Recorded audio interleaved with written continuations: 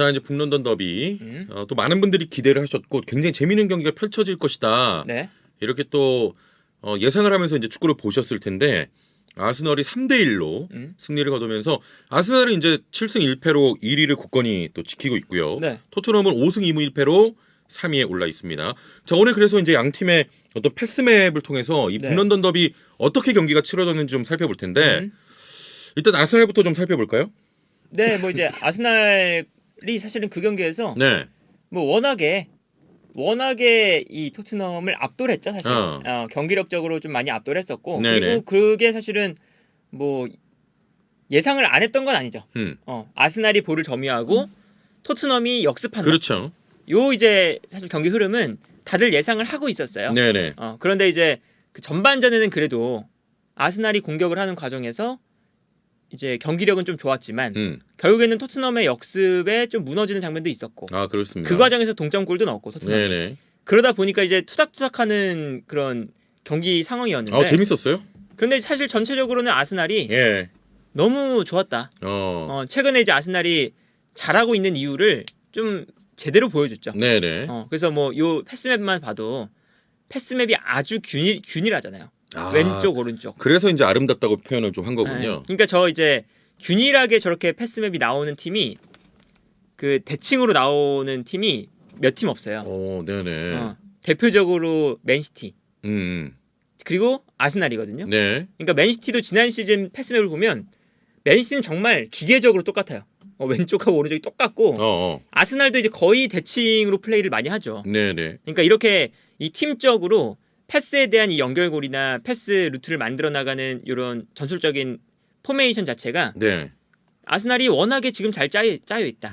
아니 근데 이제 궁금한 것 중에 하나가 저렇게 패스맵이 상당히 좀 좀 위쪽이잖아요. 그렇죠. 하프라인에서 이게 좀 많이 올라가서 플레이했다라고 봐도 됩니까? 이 패스맵으로? 그렇죠. 그게 뭐 단적으로 비교하면 토트넘하고 많이 났네. 다르죠. 네. 많이 올라가서 플레이를 한 거예요. 아하. 그러니까 뭐 요 토트넘 보면 토트넘은 바로 요 그 페널티 박스 앞쪽에 형성이 되어 있잖아요. 네네. 근데 아스날 같은 경우는 하프라인쯤에 형성돼 있습니다. 아, 그렇습니다. 물론 이게 이제 뭐 그 후반전에 비교적 이른 시간에 로얄이 퇴장을 당했고 네네. 그러면서 이제 아스날이 올라간 시간이 훨씬 더 압도적으로 많았다.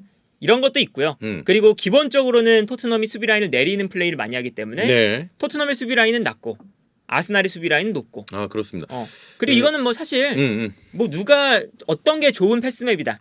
이렇게는 말을 할 수가 없어요. 그렇죠. 본인 팀의 플레이상 이게 이제 장단점이 다 있는 거거든요. 예. 이 아스날도 라인을 이렇게 높였지만 라인을 높이면 당연히 저 살리바의 뒷공간 엄청 넓잖아요. 그렇습니다. 근데 여기 이 공간을 손흥민이나 뭐 히살리송이나 빠른 선수들이 한번 노리면 그러면 되는 거거든요. 그렇죠. 그게 이제 토트넘이 잘하는 거니까. 그게 통하면서 한 골이 나왔고. 네네. 그러니까 그렇게 이제 뭐 수비 라인 낮고 높고는 사실은 뭐 절대적인 이제 비교 수치는 아니지만 그렇습니다. 보통 그래도 이렇게 수비 라인이 높고 주도적인 플레이를 하는 팀들이 경기를 좀 지배했다고 평가를 받죠. 그렇죠. 네. 일단 아스날의 패스맵에서 이제 좀 봐야 될 것은 뭐 균일하게 이렇게 패스가 잘 진행이 됐다.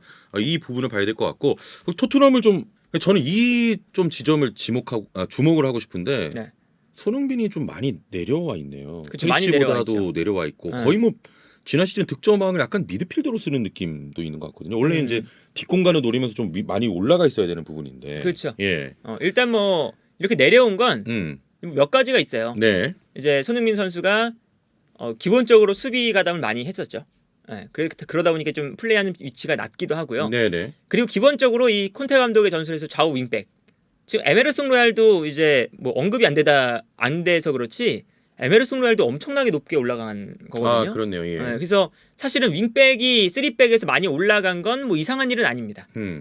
근데 이상한 건 손흥민의 위치인 거죠. 그렇죠. 네, 손흥민의 위치가 이렇게 내려와서 플레이했느냐. 이런 게 이제 좀 안 좋은 건데 이러한 이제 패스맵은 뭐 때문에 형성이 됐느냐. 네네. 를 생각을 해보면 저가 생각했을 때는 해리 케인의 문제가 가장 크다. 라는 생각이 듭니다. 해리 케인의 문제가 가장 크다. 네. 원래 토트넘의 패스맵을 생각해보면요. 손흥민이 가장 높은 위치에 있고 해리 케인이 좀 내려와 있잖아요. 케인이 내려와서 미드필더 라인에 위치를 해요. 네네. 원래가 그런 이제 히트맵이에요. 패스맵이에요. 그렇죠. 그런데 최근에 안 되는 게 뭐냐? 케인이 버텨주는 플레이를 잘 못해요. 그게 가장 이 토트넘의 역습에서 가장 맹점이죠. 원래 이제 가장 토트넘의 핵심적인 전술이랄까요? 그 이제 케인이 내려와서 버텨주면서 이제 손흥민 쪽으로 길게 좀 뿌려주는 패스가 나왔어야 되는 건데 케인이 좀 그러게 안 되니까 지금 이런 문제가 생기는군요. 사실 지난 시즌도 패스맵을 보면 네. 거의 비슷해요. 손흥민 선수는 가장 높이 있고, 그렇죠. 그리고 손흥민에 더불어서 클루셉스키 높이 있고, 음. 그리고 좌우 윙백도 높이 있습니다. 네네. 그리고 케인이 오히려 그 공격 라인보다 살짝 내려와서 플레이하는 시간이 많죠. 그러니까 콘테 감독이 지난 시즌에도 토트넘이 답답할 때가 꽤 있었잖아요. 콘테 네네. 감독이 맡은 이후에 그런 경기 이제 흐름을 보면 그때도 마찬가지로 뭐 케인에게 의존해서 네. 케인이 버텨주고 케인이 돌아선 다음에 뛰어나가는 손흥민, 히살리송에게 패스를 보내준다. 뭐 손흥민과 클루셉스키에게 패스를 보내준다. 이게 사실은 콘테 감독이 뭐 추구하는 거의 유일한 역습 패턴이었거든요. 근데 이번 시즌은 그게 너무 안 돼요. 그러니까 여기서 이제 콘테 감독의 뭐 전술적인 그런 좀 아쉬움 이런 것들이 나오는 거죠. 그렇습니다. 케인을 빼지 못하면 케인이 없으면 역습 자체가 안 된다는 소리잖아요. 아하. 그리고 실제로 케인이 요즘에 그 전방에서 버텨주질 못하니까 네네. 기본적으로 토트넘은 수비 라인을 내리잖아요. 그럼 손흥민도 내려가 있고 히살리송도 내려가 있어요. 3-4-3이니까 손흥민 선수도 안 내려오면 안 되는 위치거든요. 네. 내려오는데 여기서 손흥민한테 주고 손흥민 달려. 이건 안 되잖아요. 그렇죠. 손흥민 선수가 내려와 있다 보니까 네네. 볼을 가지고 올라가는 그 구간이 너무 길면 당연히 압박을 받고 볼을 빼앗길 가능성이 높아져요.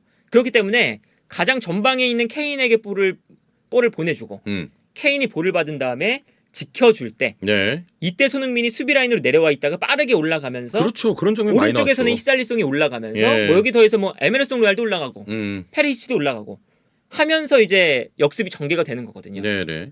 근데 그게 지금 안 되죠. 아 그렇습니다. 지금 뭐 다들 보시겠지만 손흥민 선수의 위치가 이제 많이 내려와 있고 그게 이제 케인이 버텨주지 못하기 때문에 오는 또 문제가 될 수 있고 그렇지만 이제 전반전 경기 보면 손흥민이 그래도 수비 쪽에서 잘 끌고 올라와서 패스도 잘 주고 했는데 그렇죠. 뭐 그런 장면도 있었고 네. 손흥민 선수가 뛰어나가는 장면도 있었죠. 음. 근데 이제 그런 장면들이 케인의 발끝에서 나오는 장면은 단 한 장면도 없어요. 아 그렇습니다. 오히려 히샬리송이 그런 플레이를 많이 했거든요. 케인 대신에. 왜냐하면 히샬리송을 막는 선수가 마갈량이스였는데 여기서 저는 이 콘테 감독의 의도도 조금 있었다 생각해요. 이제 그 아스날이 포백을 쓰잖아요. 네. 3백에 가까운 포백이잖아요. 근데 여기서 베나이트가 손흥민, 케인을 살리바, 히샬리송을 마갈량이스. 이제 덩치가 큰 선수들이 막는 형태였어요. 근데 순간적으로 이제 페리치나 에메르송 로얄이 올라오면 네. 한 칸씩 밀립니다. 뭐 예를 들면 페리치에게 베나이트, 손흥민에게는 원래 케인을 막고 있었던 살리바. 이제 케인에게는 원래는 마갈량이스가 히살리송을 막다가 네네. 케인을 막고 이렇게 되면 진첸코가 히살리송을 막았었거든요. 근데 이거를 콘테 감독이 잘 활용했어요. 네. 그래서 진첸코가 히살리송을 마크할 때 당연히 여기서는 히살리송이 버틸 수가 있잖아요. 그래서 히살리송에게 볼을 보내주고 히살리송이 돌아선 이후에 뛰어나가는 손흥민에게 패스를 보내주는 장면이 몇 차례 나왔죠. 네. 그리고 그 장면에서 아주 결정적인 찬스가 나올 뻔했었고. 그렇습니다. 그러니까 오히려 케인이 못해주니까 히샬리송이 이러한 플레이를 하는데 히샬리송뿐만 아니라 손흥민도 사실은 그 역할을 분담을 하고 있는 거죠. 자연스럽게. 그러니까 네네. 원래는 손흥민 선수가 케인이 받아줄 걸 아니까 전방으로 뛰어나가는데 케인이 못 받아주니까 요즘 안 되니까. 자연스럽게 손흥민이 내려와서 볼을 받아주려고 하고 네네. 오히려 케인이 조금 더 올라가 있는 위치에 있고 이런 모습들이 꽤나 자주 나와요. 그러니까 이게 사실은 그 프리시즌에도 마찬가지였거든요. 프리시즌에도 어떤 얘기가 나왔었냐면 손흥민이 엄청나게 많이 내려와서 플레이한다. 그리고 내려와서 플레이할 때 반대편에 있는 뭐 에메르송 로얄이나 히샬리송에게 패스를 잘해주더라. 네. 이거 이제 플레이메이킹에 좀 눈이 뜬 거 아니냐.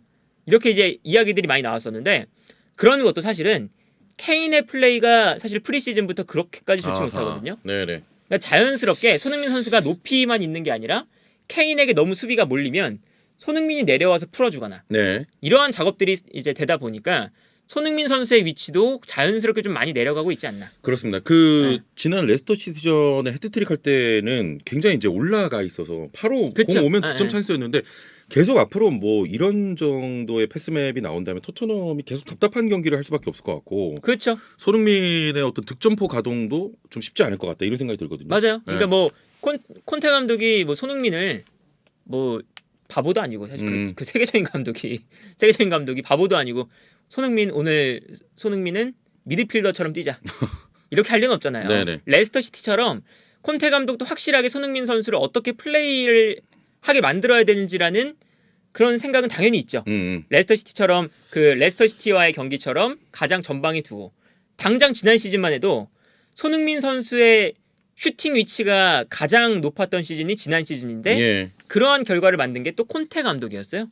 그러니까 이제 그런 걸 생각해 보면 콘테 감독이 이렇게 뭐 일부러 손흥민을 내려 쓴다고 이야기를 하기보다는 뭔가 손흥민 선수가 내려올 수밖에 없는 상황들이 만들어지고 있다는 게 좀 문제가 아닐까. 그렇습니다. 라는 생각이 듭니다. 저는 여기서 또 하나 이제 궁금한 부분이 지금 이제 패스맵을 보면 페리시치와 손흥민의 어떤 패스 줄기가 지금 없거든요.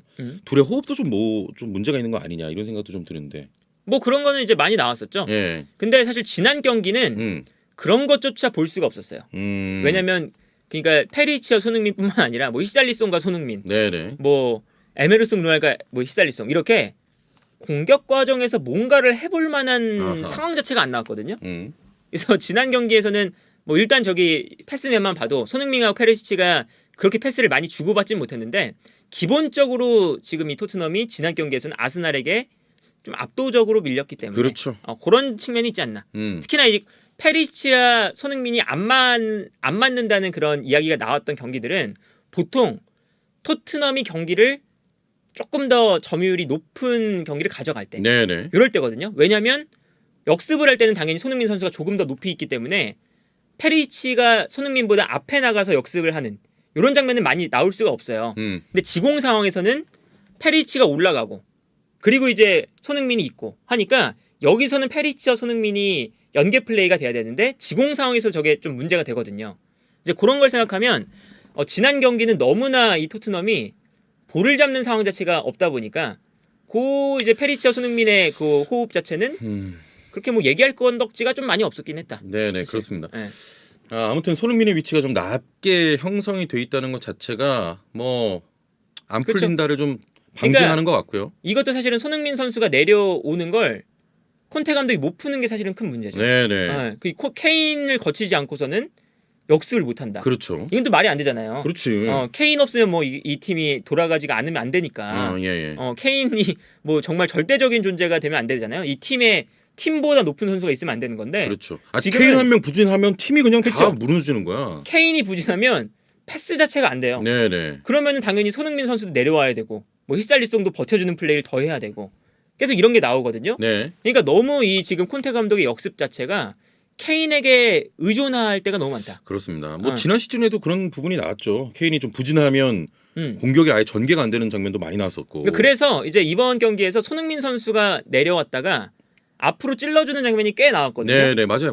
뭐 그 역습 찬스에서 손흥민 선수가 히샬리송에게 찔러주면서 맞습니다. 예. PK 나왔던 장면, 그 장면도 있었고 손흥민이 또 그 외대고르와의 경합 상황에서 이기면서 전방으로 패스해줬던 그 장면도 있었고 네. 그리고 페리시치가 측면으로 뛰어나갈 때 손흥민이 페리시치에게 볼을 넘겨주는 그 아주 좋은 장면이 있었거든요. 네네. 페리시치가 거기서 이제 결정을 짓지 못했지만 그런 장면도 있었고 오히려 손흥민이 내려와서 풀어주는 장면이 많아요. 근데 요게 이제 사실은 옳은 방향이냐? 네. 라고 하면 그렇지는 않죠. 그렇습니다. 당연히. 좀 우스갯소리인데 지금 로얄을 향하는 패스도 좀 많은 것 같거든요. 로얄한테 패스가 많이 가서 좀 부진한 거 아닙니까 토트넘이? 저거는 그 네. 아스날이 어느 정도 의도가 있었습니다. 의도가 수비할 있었다. 때. 네, 수비할 일부러 때 저쪽으로 좀 몰리게. 수비할 때 보면 예. 그러니까 원래 저 에메르송 로얄을 마크하고 있어야 되는 선수가 마르티넬리거든요. 네네. 측면 공격수인. 음. 근데 마르티넬리가 로메로를 압박해요. 그러면서 순간적으로 저 로메로, 다이어, 랑글레, 페리치 네. 그 이제 반대편을 엄청나게 강하게 압박합니다. 그러면서 로얄이 뭔가 혼자 남아 있을 때가 많았어요. 공을 일부러 저쪽으로 좀 가게 유도를 하는구나. 그러니까 뭐 그래서 지난 경기에서 유독 후방 빌드업 할 때 에메르송 로얄 쪽이 열리니까 에메르송 로얄 쪽으로 패스를 보내주는 장면들이 많았어요. 많이 나왔어요. 예. 그래서 비어 있는 장면이 많았었고 실제로. 근데 거기서 볼을 잡았을 때 에메르송 로얄이 유효한 플레이를 못 해주니까 그렇습니다. 거기서 이제 문제가 좀 생겼었거든요. 네. 저는 이제 그것도 사실 아스날이 어느 정도 의도를 했다고 봅니다. 아무래도 저 손흥민과 페리치가 있는 쪽보다는 네네. 당연히 히샬리송과 에메르송 로얄이 있는 쪽이 공격 전개도 투박하고 조금은 열어줘도 되는 위치거든요. 그렇죠. 아마도 그래서 좀 저쪽을 열어주지 않았나. 그렇습니다. 라는 생각이 들어요. 자, 지금 뭐 저희가 북런던 더비 이제 패스맵을 살펴드리고 있습니다만 지금 토트넘이 전체적으로 뭐 지진 않았습니다만 경기력이 계속 안 좋았잖아요. 답답하고 그렇죠. 어떤 좀 콘테 감독도 뭔가를 좀 변화를 좀 줘야 될 것 같다는 이런 생각도 있거든요. 지금 주고 있긴 합니다. 예. 이제 대표적으로 어떤 장면이냐. 여기 패스맵 보시면 다이어의 위치 보세요. 다이어가 3백의 가운데에 있다기보다 수비형 미드필더처럼 있죠. 네네, 올라가 있네요. 근데 최근에 이런 장면들이 많이 나와요. 다이어가 아예 후방 빌드업할 때 상대가 압박을 걸어오면 예. 다이어가 사실 로메로나 랑글레보다는 발밑이 그렇게 좋지 않으니까. 근데 다이어의 장점은 킥력이거든요. 그러니까 다이어를 아예 한 칸 올려서 순간적으로 미드필더 라인에 다이어가 갑자기 추가가 되는 거죠. 예. 그러면 순간적으로 다이어가 프리한 상황이 나옵니다. 그러면서 다이어에게 패스가 가고 다이어가 볼을 받아서 전방으로 전개하는 이런 이제 전개 방법들이 꽤나 많이 나와요. 네네. 그리고 이제 지난 경기에서도 다이어가 올라오면서 아스날의 압박을 벗겨내는 이런 장면들이 몇 차례 나오기도 했었거든요. 네네. 그러니까 콘테 감독도 사실은 뭐 여러 가지로 뭐 실험을 안 하고 있는 건 아니에요. 당연히 감독의 역할이 당연히 경기에 안 좋았던 부분들을 고쳐나가는 것이기 때문에 예. 다이어를 뭐 올려 써보기도 하고 뭐 이런 이제 변화를 주고 있긴 합니다. 그렇습니다. 근데 그러한 변화들이 안 통해서 문제지. 근데 그게 이제 대단히 좀 우려되는 부분이 그런 변화를 주더라도 케인이 안 풀리면 그냥 완전 토트넘 무너지는 것 같아요. 그렇죠. 그러니까 기본적으로 그거는 그러니까 기본적인 문제는 라인이 너무 낮죠. 그러니까 라인이 너무 낮으니까 역습을 할 수밖에 없어요. 네. 역습을 해야 되는데 히샬리송도 맨 밑으로 내려오고 손흥민도 정말 낮은 위치까지 내려오고. 그렇습니다. 그러면 앞에 있는 케인에게밖에 볼을 줄 수가 없거든요. 그 루트가 하나예요. 뭐 손흥민 선수가 뭐 히샬리송이 메시는 아니잖아요. 네네. 메시라면은 저기서 잡아서 끌고 올라가도 돼요. 근데 그런 게 아니니까 그런 게 아니라면 사실은 수비 라인에서 공격 라인까지 어떻게 그 모든 선수들을 제치고 올라가겠어요. 그럼요. 그러다 보니까 앞에 있는 케인에게 볼을 줄 수밖에 없어요. 근데 케인이 여기서 볼을 못 받으면 여기서 계속 문제가 생기는 거예요. 그렇습니다. 아무튼 뭐 당연히 라인을 낮게 형성하니까 상대팀 골 넣으러 골대까지 가는 것도 이제 굉장히 멀고 뭐 그런 상황인 것 같습니다. 자, 아무튼 뭐 토트넘이 이제 계속적으로 좀 경기력도 좋지 않고 그러니까 이제 뭔가 토트넘이 뭐 포체티노 감독 이후에 무리뉴, 누누, 콘테 사실 성향이 비슷하거든요. 그러니까 네. 성향이 뭐 크게 두 개로 나누면 공격적인 거와 수비적인 거 이렇게 나눌 수가 있잖아요. 근데 무리뉴, 누누, 콘테까지 수비적인 성향이에요. 네.